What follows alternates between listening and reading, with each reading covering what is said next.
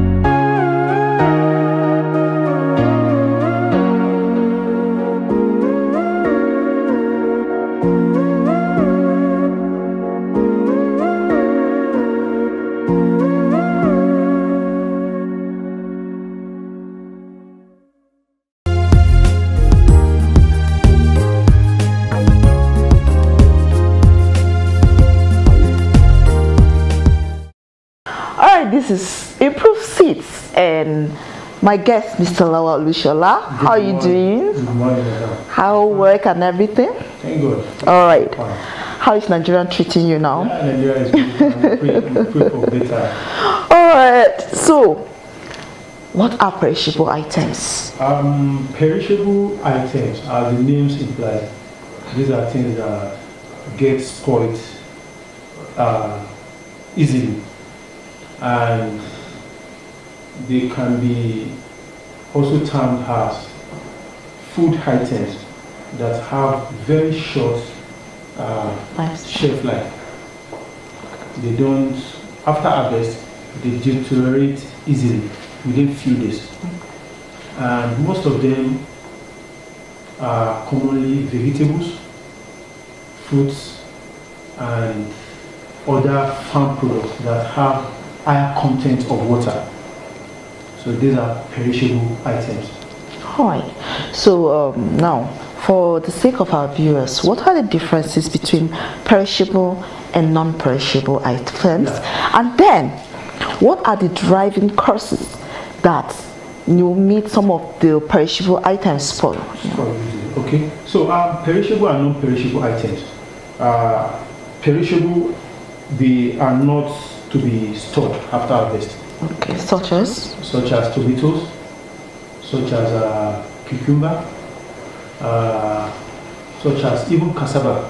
Okay. I will get to that. There are so many factors that will constitute and make a particular crop to be qualified as a perishable. Okay. One of them is the class they belong to. Okay. Any crop that belongs to the class of vegetable, fruits, they are automatically perishables. Okay. And also, when our products have very, very high amount of water content, they are also classified to be perishables. And some, due to the composition also qualify products to be perishable, because when some products have some components that are natural acid, for example, after harvesting, they tend to start reaction, and those reactions with biological reaction, and those reactions will hasten the deterioration of those products. And also the nature of the product itself, the compactness, also qualify crop to be perishable. There are some crops that are very, very soft when handling them. Those ones are by default they are perishable. Yeah. Even if maybe the water content is not or anything, but their nature, they are very, very soft to touch. That qualifies them to be perishable, because any impact of them will result into breakage and everything. So the non-perishable items, on the other hand, they are crops or food crops that have longer shelf life, unlike the perishable. They can be stored without even additive. They can be stored for a longer period of time. Products like yam, products like grains, rice. Rice have very, very little water content, so they can be stored for a very, very long period of time. So the drivers, when we talk about the driving factor that makes spoilage very, very fast in perishable items, I would like us to look at it from different perspectives. One of the perspectives is that the biological factor itself, the composition of those crops themselves. Let's say, for example, now tomato, because it has high amounts of water combined with so many mineral and vitamins like that. Automatically, when you get them and you are not storing them under very, very low temperature, reaction will set in, and when this reaction sets in, deterioration will start. You will see mold forming and spoilage will occur. Those are biological factors. Another one are the mechanical factors. These are factors like impact, like when you drop them, they spoil. Yeah, there are some crop. If you drop them on the floor, you just pick them. Items like yam, if you drop them on the soil, you pick them. If it doesn't break, you pick them back. But you cannot do that with watermelon, for example. So when a watermelon drop, there's high possibility that it's going to break, because over 70% of watermelon is water, pure water. So when it drops, the impact it will have on it will result into breakage. And also during transportation, the way you will transport yam, the way you transport maize, fill everywhere up, and if you transport tomato like that, breakage will occur, and immediately breakage occur, the short life shelf of tomato will further get reduced, because whenever breakage comes in like this, just forget it, microbial activity, everything, and the next day you will see flies all over. Nobody wants to take them in the market. So that is why farmer must take note of all these kind of things. Transportation, the way you transport your product, also contributes to the rate at which this spoilage occur, and also the handling when you are harvesting. When you harvest cassava is regarded as perishable, you might be looking at it, okay, cassava is handy, it's hard. Why is it a perishable item? Okay. Now, when you harvest cassava today, within 3 to 4 days, you don't utilize it, maybe turn it into gari, cassava flour, fufu or anything. If you leave it on the floor like that, it will start get rotten within 4 days. Wow. The reason being that the composition, there's one composition in it that we call hydrocyanuric acid. There's an acid in it. So immediately you detach it from the soil, that acid will get activated and it will start acting. Because you've detached it. Harvesting, you've done the harvesting. So the reaction will start and that acid will start deterioration in something. So it's not just everything that is hard that is not perishable. If it is hard and it's containing maybe some components like acid or anything, definitely it's a perishable. It also happens with most fruit. Okay. Fruits like orange, pineapple, they have high content of citric acid. These are biological acid, and these lead to deterioration. They are very, very good for our body, but when you leave them on their own, they will start spoiling the material. Yeah.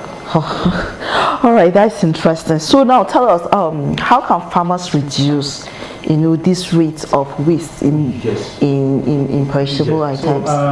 The problem of waste in perishable items is very, very high, and it's one of the factors that is making farmers to be poor, if you want to say the truth, because it's not enough for a farmer to go through all the process, cultivate the land, look after the crop, spray chemical, buy fertilizer, and at the end of the day, when harvest comes, you take it. Before you get to the market, they are spoiling because some people are not coming. There is no market. The next few days, you go to the waste bin, you throw them away. It's just like you are wasting effort. So there are so many ways, but we have to be very, very practical. Okay. Yeah. So perishable items, the best way you can go about it and to be rest assured of reward for your hard work is to make your production to be demand driven. Okay. Yeah. You don't just produce perishable items. Let's say tomato, let's say pawpaw, let's say pineapple, let's say leafy vegetables, let's say okra, for example. Let's say so many perishable. I'm just citing an example. You don't just produce it by just waking up on your bed and say, okay, let me go and produce. Make sure you have your market survey.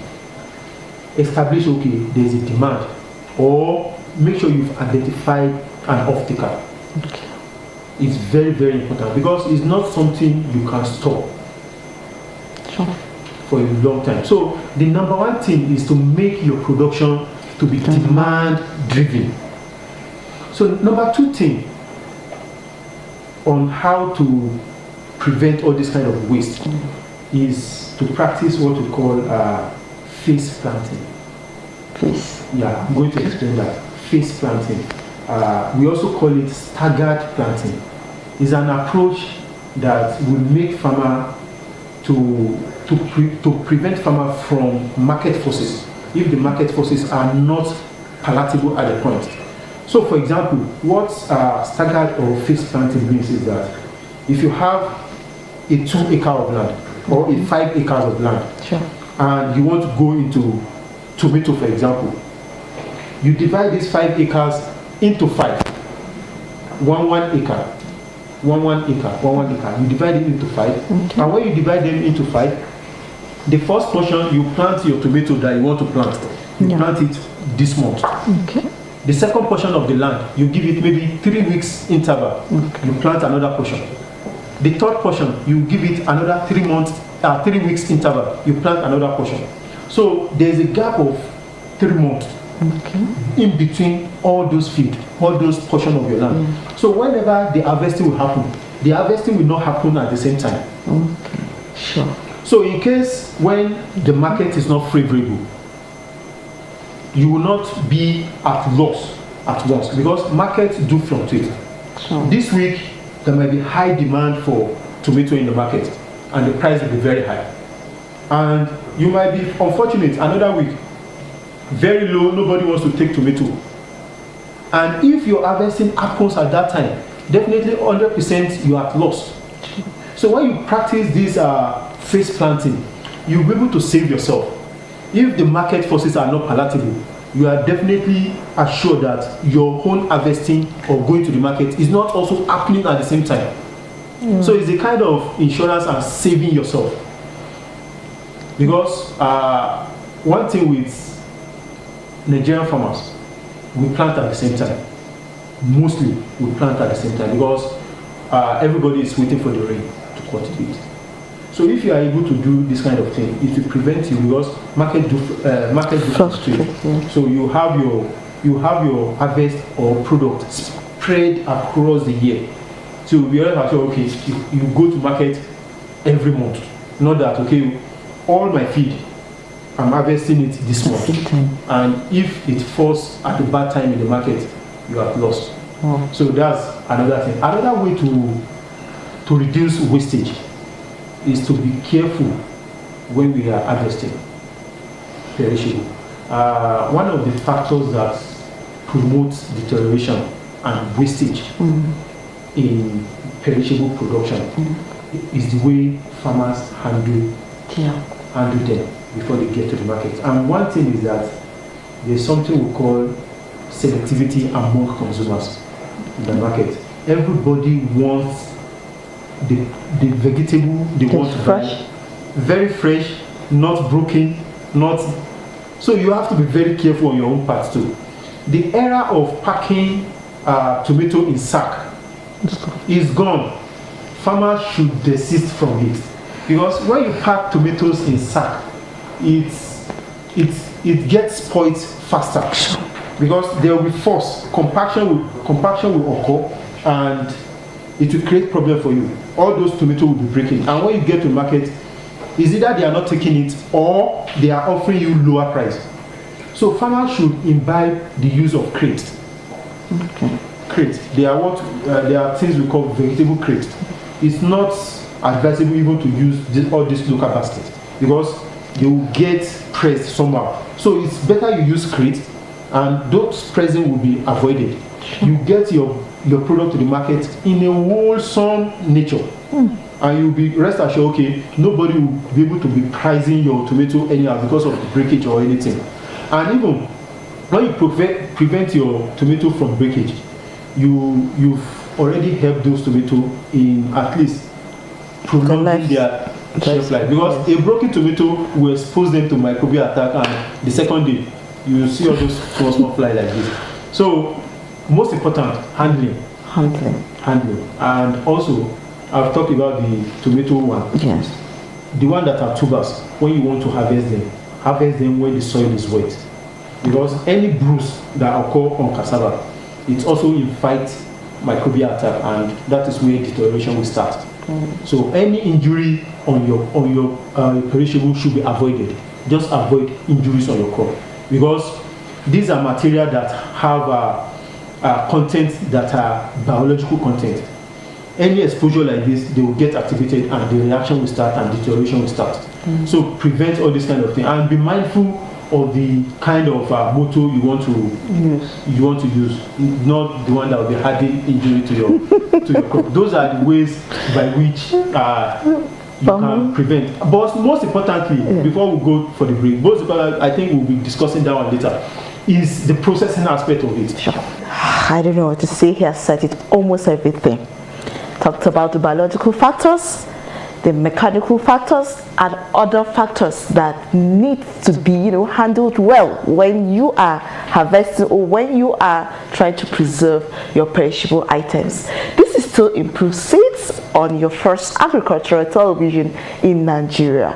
We'll go on a short break. When we come back, we'll talk about the process and other ways at which you can save your perishable items. Don't go anywhere.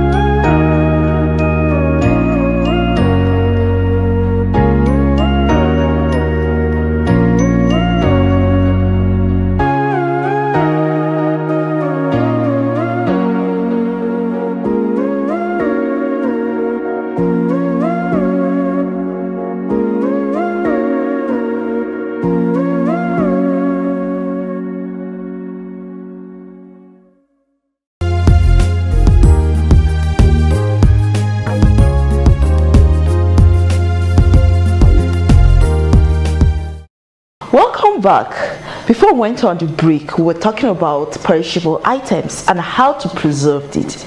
Our guest here has talked about the different types of perishable items.